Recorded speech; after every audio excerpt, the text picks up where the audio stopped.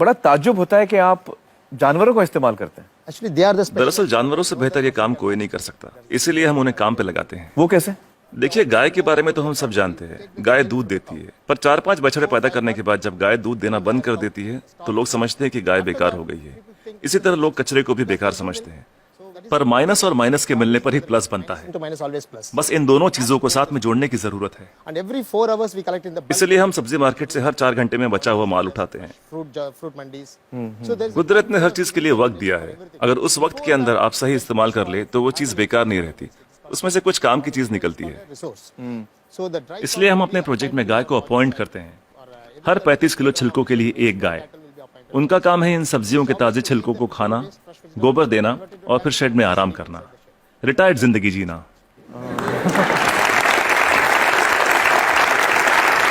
within 8 hours time. सिर्फ 8 घंटे में सारा कचरा घट के गोबर के रूप में 1/4 हो जाता है, The entire waste. और इस गोबर में काफी मात्रा में ईंधन वाली मीथेन गैस Once होती the है। dung comes out, हम तुरंत गोबर को बायोडाइजेस्टर में डाल देते हैं, इसमें से मीथेन गैस निकल जाती है और हमें बिना मीथेन के गोबर का एक घोल मिलता है। methane free cow dung slurry will come out.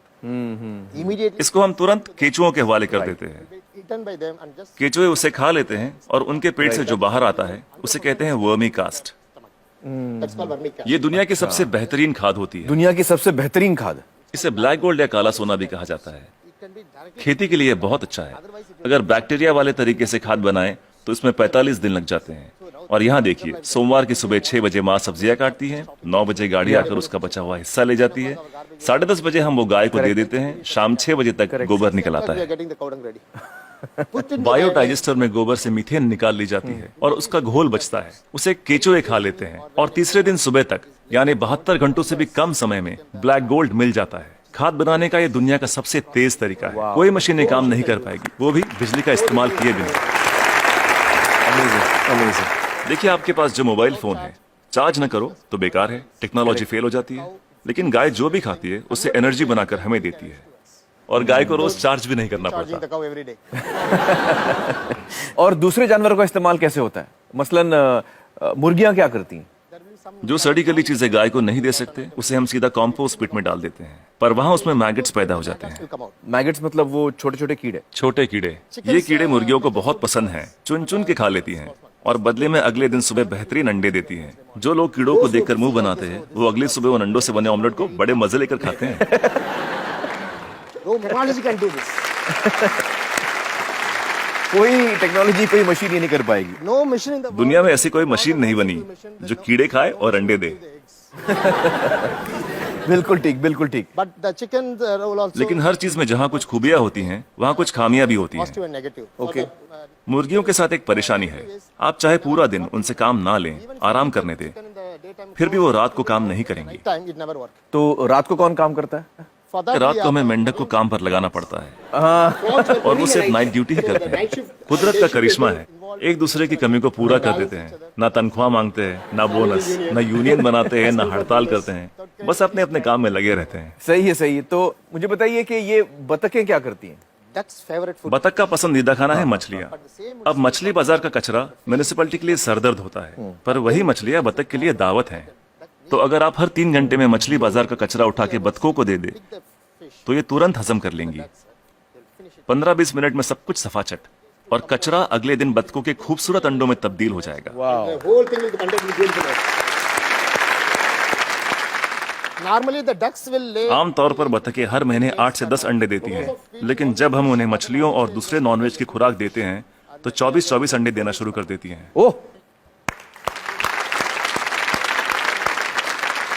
and if I have 20 ducks, then multiplied by yeah, we have हम हर 11 मादा पे एक नर बतख रखते हैं। duck on one male duck. why 11 female and 1 male? हमें तो अंडों से मतलब है, एक ही नर बतख काफी है। तो ये जानवर आपके लिए बहुत अहमियत रखते हैं। They are the people doing जी बिल्कुल, इनकी वजह से ही तो इतने बढ़िया नतीजे मिल रहे हैं। तो इस वक्त आप किसी प्रोजेक्ट पे काम कर रहे हैं? Yeah, right now I'm working with Coimbatore. फिलहाल कोयम्बतूर में काम चल रहा है, डिस्ट्रिक्ट रूरल डेवलपमेंट एजेंसी के साथ। हम 10 ग्राम पंचायतों का काम संभाल रहे हैं जो एक म्यूनिसिपैलिटी के बराबर है। It's equal to one municipality. एक गांव में तो मैं समझ सकता हूं कि ये हो सकता है, क्योंकि वहां पर छोटे पैमाने पे करना है। लेकिन अगर बड़े पैमाने पे करना है, जैसे किसी शहर में करना है, आपका जो तरीका है, ये मुमकिन है? बड़ी म्यूनिसिपैलिटियों की दिक्कत यह है कि शहरों में जगह कम होती है, पर हमें कचरे को 100 किलोमीटर दूर ले जाने की जरूरत नहीं। ये काम हर वार्ड में होना चाहिए। इसलिए डिसेंट्रलाइज मेथड अपनाना बहुत जरूरी है। छोटे छोटे स्तर पर करना चाहिए। Decentralize method. लोग हजारों टन कचरे से एक साथ निपटना चाहते हैं, पर ये सोच ही गलत है। अगर मैं आपको एक बड़ा कटहल दूं, तो आप उसे एक साथ एक बार में खा सकते हैं, लेकिन अगर उसके छोटे छोटे टुकड़े कर दें, तब खाना आसान हो जाएगा। इसलिए हर 2 किलोमीटर के रेडियस पे SLRM सेंटर होने चाहिए। SLRM सेंटर क्या होता है? Solid and liquid resource management centre. तो हर 2 किलोमीटर पे ये सेंटर होना चाहिए। जी, डिसेंट्रलाइजेशन एक कामयाब तरीका है। साथ ही कचरे को अलग अलग इकट्ठा करना भी बेहद जरूरी है। मिसाल के तौर पर सलून में से सिर्फ 6 तरीके का कचरा निकलता है। वो क्या है? महिलाओं के बाल, पुरुषों के बाल, ब्लेड, क्रीम लगे हुए पेपर या टिश्यू, आफ्टर शेव, कॉस्मेटिक्स वगैरह के डिब्बे और कुछ बचा हुआ खाना और फूल वगैरह। Some flowers, other things. So we don't. हम नहीं चाहते कि ये चीजें बाकी का कचरा ले जा रहे ट्रक में मिलाई जाए। So one way इसके लिए अलग गाड़ी होनी चाहिए। जैसे मुंबई में करीब 2000 सलून्स होंगे, 2000 saloons. एक गाड़ी सब जगह घूम के ले लेगी। हर इलाके के लिए एक छोटी गाड़ी। हाँ, अलग अलग एरिया के लिए अलग अलग गाड़ियां होंगी। हाँ। जी, सिर्फ सलून के लिए। दिन खत्म होने से पहले सब बिक जाएगा। आज की तारीख में दुनिया का सबसे कीमती कचरा है महिलाओं के बाल। 2500 रुपए प्रति किलो। वाह वाह। तो दिन भर का जो कचरा है, दिन खत्म होते होते वो इस्तेमाल भी हो जाएगा। अलग अलग इकट्ठा करें तो राज ये है, तरकीब ये है कि शुरुआत से ही मिक्स मत करो। जी, अलग अलग इकट्ठा करो और अलग अलग ही लेकर जाओ। तो आपके पास इसका पूरा प्लान है, मास्टर प्लान है? बिल्कुल है। वाह वाह। That's तो मुझे बताइए कि ये जो आपका मॉडल है, इसमें खर्चा कितना आता है? See, this is totally self-sustainable. देखिए, ये मॉडल अपना खर्च खुद निकाल लेता है। Experience, I'm telling you. मैं अपने तजुर्बे से कह सकता हूँ कि आपके घर के हर रोज के कचरे से 3 रुपए वसूले जा सकते हैं। Garbage. मतलब आप अगर मेरा कचरा लेंगे तो आप मुझे 3 रुपए देंगे? उसे 3 रुपयों में बदल सकता हूँ, 3 रुपए में तब्दील कर देंगे, बदल देंगे। और कचरा उठाने का कोई भी चार्ज लिए बिना।